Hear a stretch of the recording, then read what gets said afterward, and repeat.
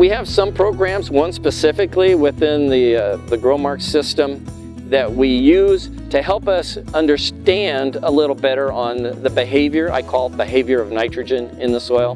What we have is a management tool that allows us to inventory residual nitrogen, track its movement within a certain area, verify whether it's still there, and then finally make a decision whether we need to put more nitrogen on or maybe we have enough and we don't. What we're doing with N-Watch is we're utilizing that tool, only we're utilizing at a point in a field and monitoring the behavior or the movement of both ammonium and nitrate nitrogen over time. And we monitor both ammonium and nitrate because the plant can take up both of those forms.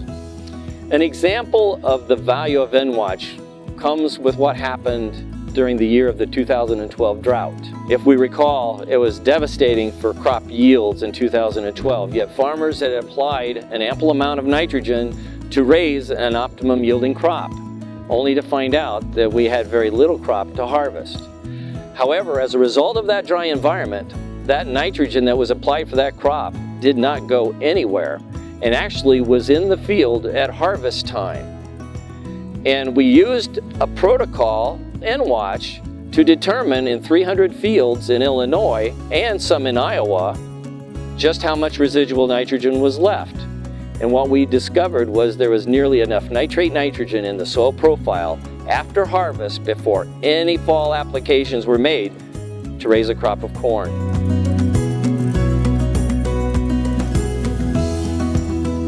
Cover crops can work into a nitrogen management system very well.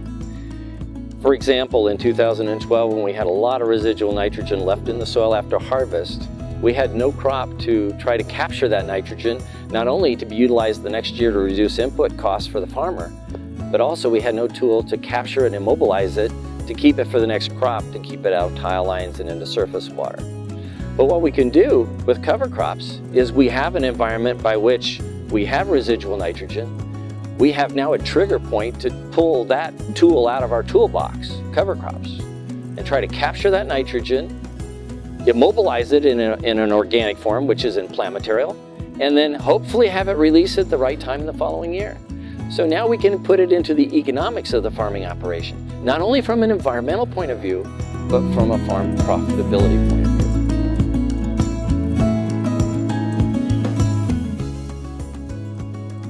The way we're going to approach this problem and win is going to be from the standpoint of working at the farm gate one-on-one with farmers. It won't be modeling. It won't be somewhere, another state with an equation coming up with a way to tell a farmer how to use nitrogen. It's going to be going out into his field, using N-rate studies for him to get a flavor and a feel for how much nitrogen his crop needs, using his farming practices, planting his hybrids in his environment, and then using N-Watch to kind of ground truth whether or not the system that he's adopted is working.